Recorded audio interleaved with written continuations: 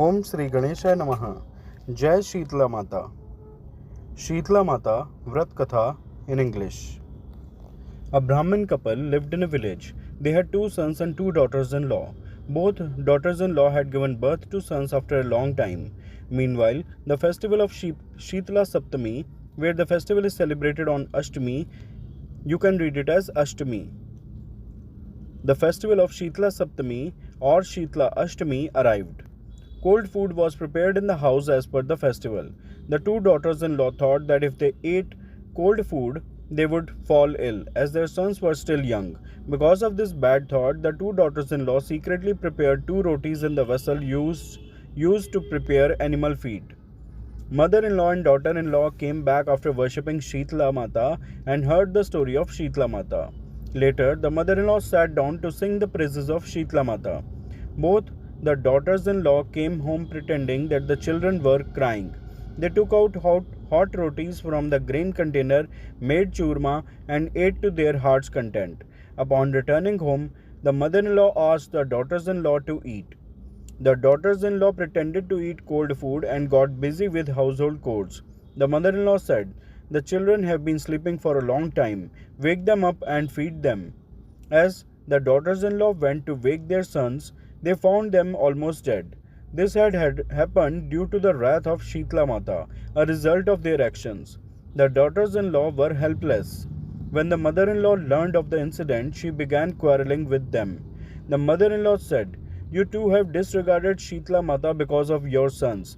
So leave your house and return home only after bringing your sons back alive and healthy."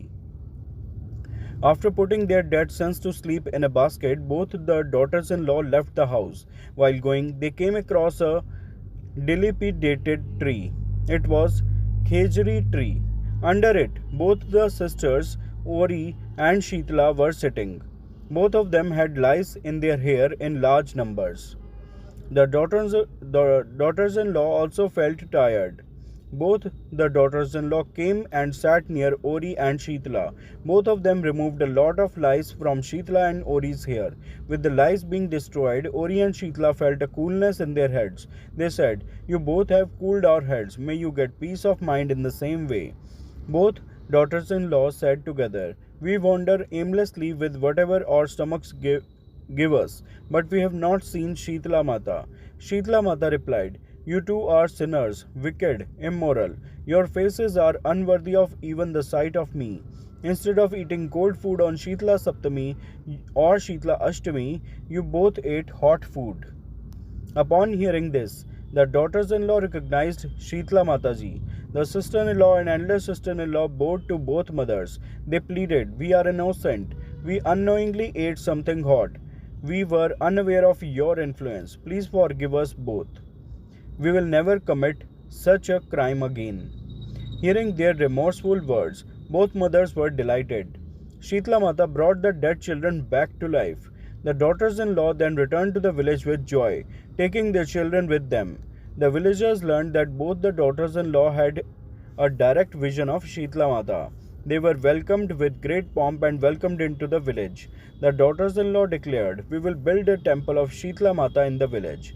On Sheetla Saptami in the month of Chaitra and Sheetla Ashtami, we will eat only cold food. May Sheetla Mata shower her blessings on everyone just as she showered her blessings on her daughters-in-law. May Mother Sheetla always grant us peace, coolness, and health."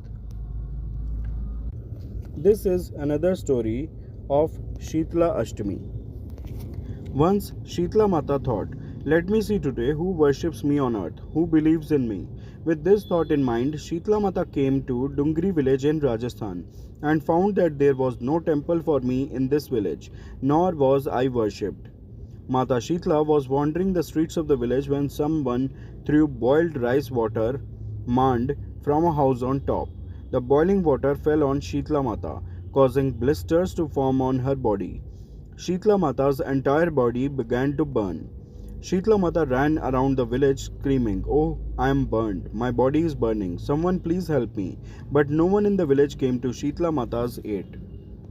A potter woman was sitting outside her house. The potter woman saw that this old lady was terribly burned. Her entire body was burning. She was covered in blisters. She was unable to bear the heat. Then the potter said, "Mother, please come and sit here. I will pour cold water on your body."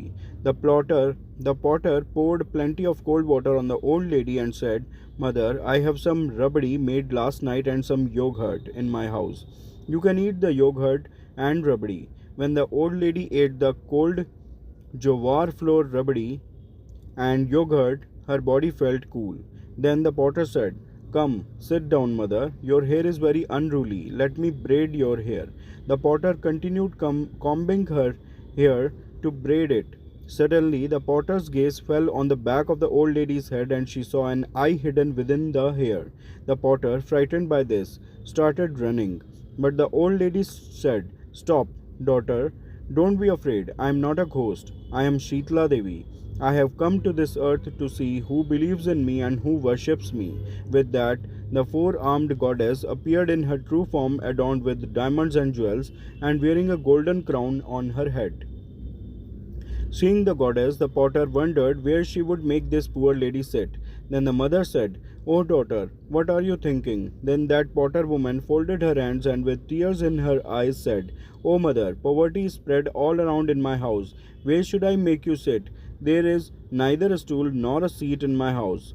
Then Sheetla Mata became pleased and sitting on the donkey standing at that potter woman's house, took a broom in one hand and a basket in the other and swept away the poverty from that potter woman's house, filled it in the basket and threw it away, and said to that potter woman, "O daughter, I am pleased with your true devotion.